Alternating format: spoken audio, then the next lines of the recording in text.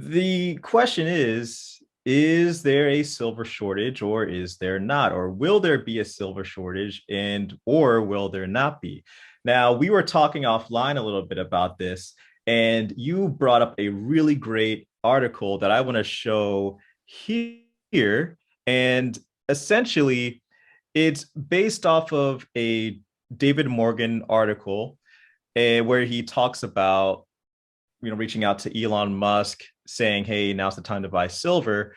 But there's a particular reason why. And I'm going to highlight it right here so you have a chance to read it. This, by the way, is the most important paragraph that I've ever read about silver. This is, I'm serious about this. This is the most important paragraph that has ever been covered about silver and what he's about to say. So exactly. So pretty much this is the crux. And I'm not gonna belabor it. Let's just dig right into the quote. yeah.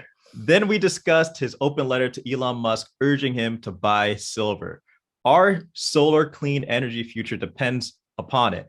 There's not enough silver in the world to switch over to solar and green, but that won't stop the dreamers. So I'm going to stop right there. I'm going to continue, but this is the important thing. When people talk about a silver shortage, they mainly are approaching it from the perspective of what they're seeing currently in the futures market. But that's currently with current contracts.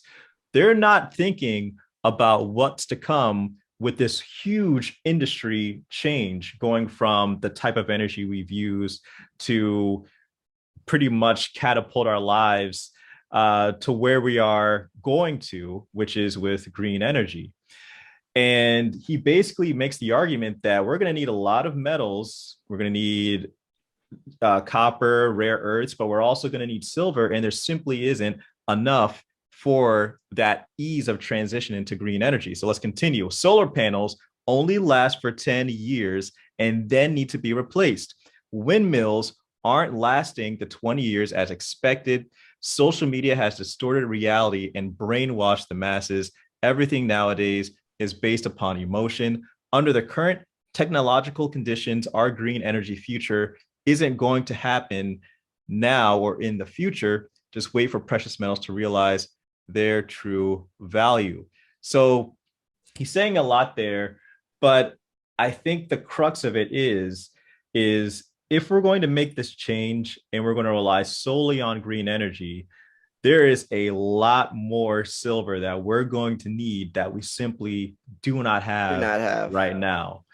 And this is essentially what Silver Slayer talks about when he's referring to the silver shortage. But I don't want to put words in your mouth. Is there anything else there that I neglected? No, I mean, yeah, that's exactly right. And that's also why my name is Silver Slayer, not Gold Slayer, because gold isn't needed in all this stuff. It's silver. Gold isn't scarce. Like I said earlier, it's silver. Like think about this. The global demand exceeded 1.2 billion ounces this year. We haven't even started the Green New Deal or the Green Revolution. We haven't even started yet, right? Imagine in like 5-6 years from now, how much demand, how much silver, because not only 5G towers, electric vehicles, solar panels, silver lithium ion batteries, not only all that, also individual investors like you and I. The US Mint sold 5 million Eagles the first month of January. So not only all of that silver we need to go green, individual investors are also setting record-breaking amounts of silver that they're buying. There's already a shortage. Even one of those categories alone could push the price, but everyone and every company wants a slice of the silver pie. So I just can't imagine in like 5 or 6 years what the demand will be. If it's 1.2 billion ounces now, imagine if it's like 5-6 billion ounces by then, which isn't that crazy if you look at the entire globe going green. It's not just a couple of countries. Exactly. It's pretty much the world over. And there's an organization, I forget their name, but one of the things that they are trying to promote is I forget the term. It might be net zero carbon or something by 2050. Net zero emissions or something like that.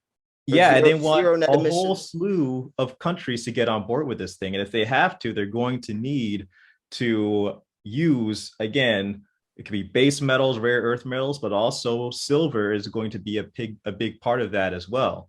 A lot of people do talk about rare earths and some base metals, but at the end of the day, silver for electroconductivity is there's no better game in town. That's the element for Yeah. some of the best electroconductivity you can get. And going along with what Silver Slayer said, now I like gold and silver. I know other silver stackers have some gold as well.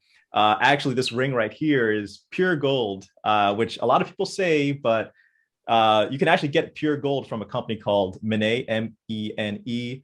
Um, that's where I got my That's wedding band from. But I actually had it checked, and it was pure gold. But the thing is when it comes to it, it's one of those assets that it's really hard to get a lot of weight of because the paper price is so high. That's why I also, have more by weight silver than I do actual gold because it's just too ridiculous pricing wise. But at the end of the day, when it comes to silver and gold in the long term, you have to start thinking, where is the industry going? And in my view, I think industry, and then also you talk about monetary regimes that we currently have with floating exchange rates and us printing money, that's just going to keep adding pressure to the upside for silver and gold in the future.